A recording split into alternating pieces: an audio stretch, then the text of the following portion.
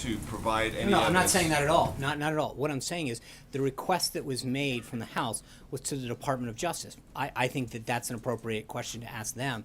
What I'm telling you is, from a White House perspective, there's no question that there have been an abundance of reports regarding surveillance and other type of activities that occurred during the 2016 election. And that leads us to believe that the president's only evidence are these No, reports. that leads you to believe that. I'm saying to you, right, and I'm saying to you is that what we made clear on that Sunday was that the House and Senate Intelligence Committees have the means, the process, and the access to go in and look at the entirety of the evidence that's being presented to them and make a determination that they can report back to us. Sean. Yeah. Thanks, Sean. Following up on Major's question, does the president feel he has an obligation, once the investigation is over, to release some sort of statement in response to whatever the findings are?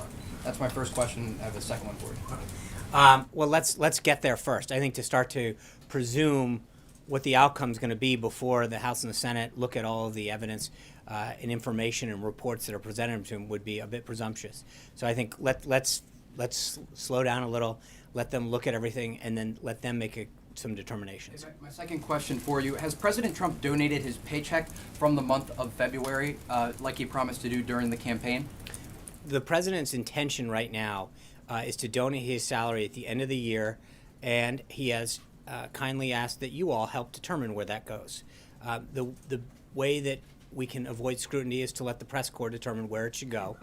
He will, We have a few ideas. in all seriousness, I think his view is he made a pledge to the American people. He wants to donate it to charity, and he'd love your help to determine where it should go. Might I suggest the Correspondents Association for a scholarship? That would be a great way. Journalism scholarship. That'd be a great way to do it.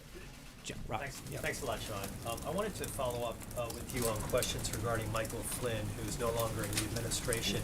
There's a 5-year lobbying ban that's been imposed upon all Trump administration employees. Right.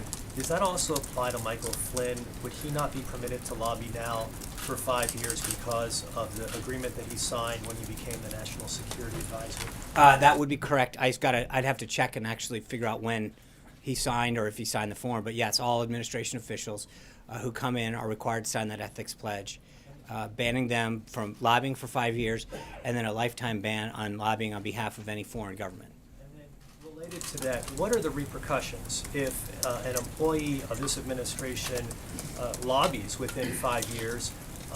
Where's the teeth? What's the penalty? What's the punishment that would be imposed on that particular Trump administration employee? I'd have to get back to you, John. I don't know whether that's a Department of Justice aspect or not, but I will get back. Yeah. Yeah, I was wondering, did the president ask Pete Ferraro to stay on during their conversation during the transition or not? I was not privy to that conversation.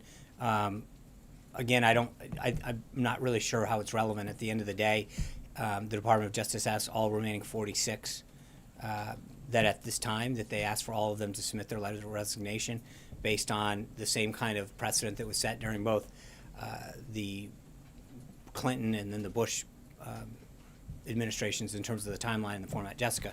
I just wanted to ask about the reports about President Xi Jinping visiting Mar-a-Lago April 6th and 7th. Can you confirm that visit and talk about what you want to accomplish with that type of less formal visit? And secondly, with respect to that visit, you still don't have a confirmed ambassador.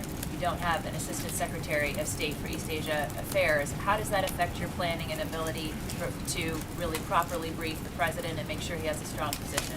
So planning is ongoing for a visit between President Trump and President Xi at a date to be determined. We're not ready to confirm that, and we will have more details. It's the purpose of this meeting, of that kind of a meeting, to help diffuse tensions over North Korea and the recent deployment of the THAAD military battery to South Korea. Any meeting between the President of the United States and the People's Republic of China would necessarily cover a broad range of topics of mutual concern. Secretary Tillerson is traveling to the region now.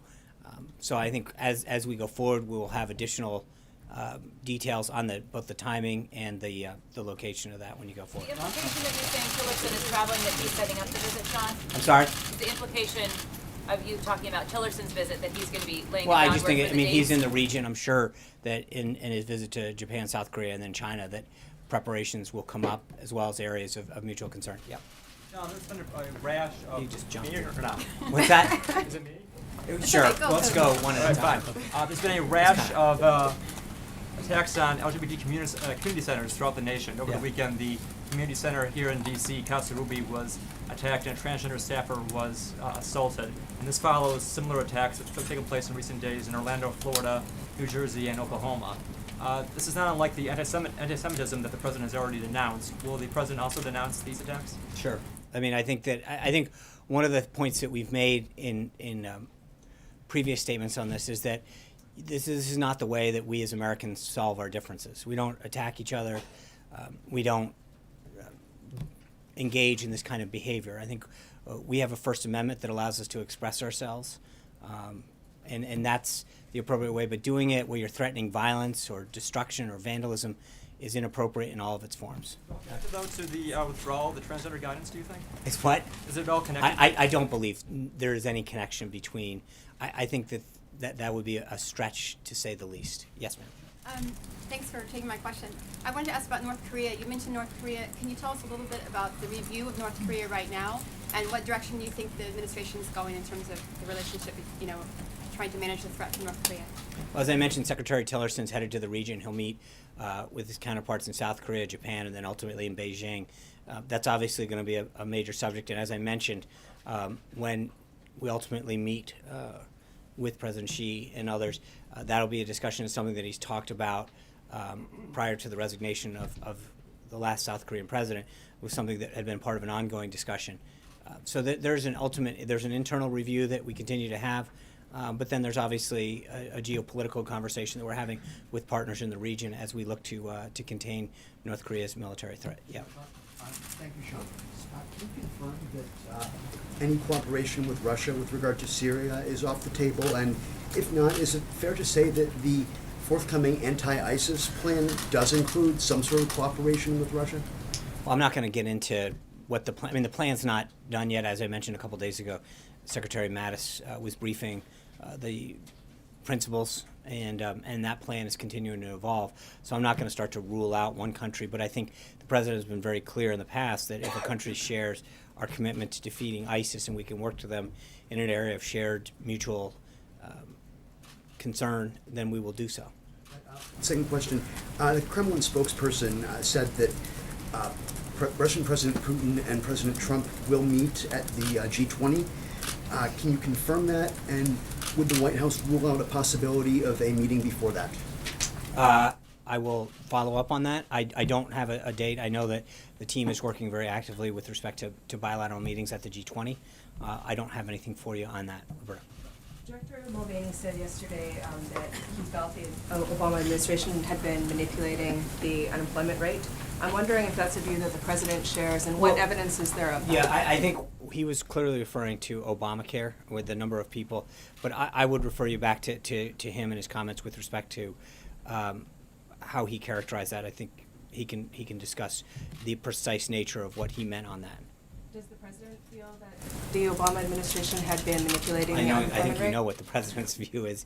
He's made it very clear in the past what his comments were on how those numbers were articulated in the past. And I think there's a question between the total number of people that are employed. And the president's comments in the past have reflected that his big concern was getting to the bottom of how many people are working in this country, and that the denominator, meaning that the percentage rate of the total number of people, is not the most accurate reflection of how many people are employed in this country. How many jobs we're creating, how many people are getting back to work, how many companies are committing to hiring more people is a much more accurate assessment of where we're headed as a country, where our employment is, where our economy is headed. But to look at a number and say we have 4.7 or 4.8 or 5.9% unemployment is not necessarily an accurate reflection of how many people are actually working, seeking work, or want to work. And if you know how they conduct those surveys, there's a lot of times when people, whether they're older or younger, or because of how long they've been searching for work, are not considered statistically viable anymore, and they're washed away. So I think how you look at the percentage of people working can sometimes be a manipulated number. The number of people that are added to the rolls every month, is a much more accurate understanding of what's happening in the economy. Cecilia. I just want to clarify your answer to Major's question. So will the DOJ and or the administration comply with the deadline to supply information Well, today? remember, it's the DOJ. I mean, again, it's not the the request was made of the DOJ, and so it's the proper venue to ask that question of is the Department of Justice. But surely the White House knows whether We there can't- is or is not No, evidence don't, you yet. can't, because it's interesting, in the past, whenever we've had these conversations with another agency, the accusation from the press corps is that we're interfering in something.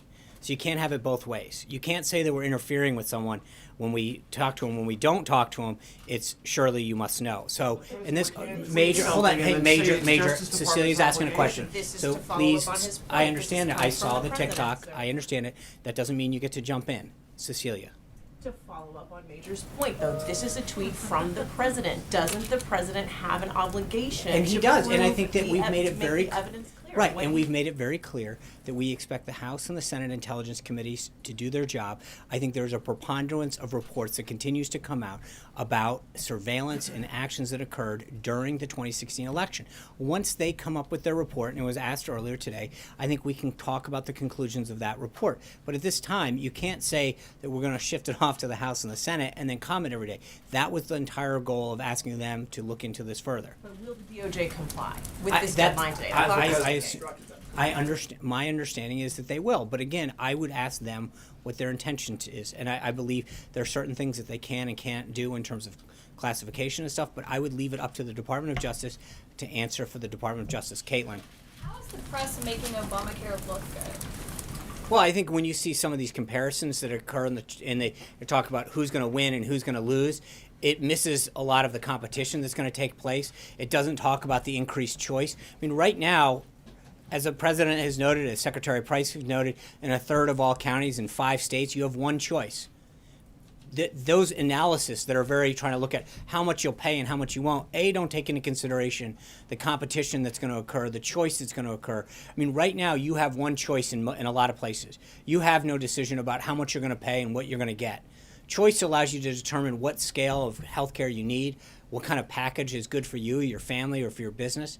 And when you look at a lot of these analysis, when you open up various major papers, they make it seem so simple. It's what are you going to get, how much are you going to get paid for in this plan, how much are you going to get paid for under the current plan. It misses an entirety of the whole process, which is that you don't have competition, number one. Number two, and the bigger point that I think the president and a lot of others are getting to, is that the system is failing on its own. It makes it seem like it's all rainbows and puppies. At the end of the day, if you have a card and you're getting a subsidy, but you're not getting care, you have nothing. And so walking into a doctor's office where you can hand them a card and say, hey, I've got a $5,000 tax subsidy, if that doctor doesn't take the care or the deductible's so high, then you really don't have anything. And so to do an apples and apples comparison is hardly an accurate analysis of what the current situation is. Zeke. Just going back to the counter-ISIS plan you mentioned earlier, that the plan isn't done yet. The president, during the campaign, said multiple times that within 30 days he wanted that plan presented to him. Obviously, it's undergoing comments at the National Security Council principals level. But is the president upset that he hasn't received it yet? And does that point to a difference between campaigning and governing, that things take longer than No, I think that there's a difference. The plan has been received, right? The issue, as you correctly point out in your question, is that now there becomes an aspect of the principals all discussing different priorities, different staffing levels, different funding levels. But the plan is here, as we noted a few weeks ago. It's being reviewed, and there's providing input from different members of the principals and different members of this national security apparatus to make sure that the plan continues to evolve and is able to attack ISIS in a way that. When is it actually going to take effect? Well, I mean, some pieces of it are, in the sense of he has talked to commanders on the ground. We've noted before some of the military action that's taken, some of the authority that's been given to some of the commanders on the ground. That is actually taking the fight to ISIS on a daily basis. I think the more holistic approach that he asked for will continue to evolve through the national security process. But make no mistake, we're on it right now. Sharon. Thanks, Sean. On the executive order this afternoon, do you have a numeric goal for either reducing the size of government or saving a certain amount of money through the review of agencies? I don't know that Director Mulvaney has a target per se.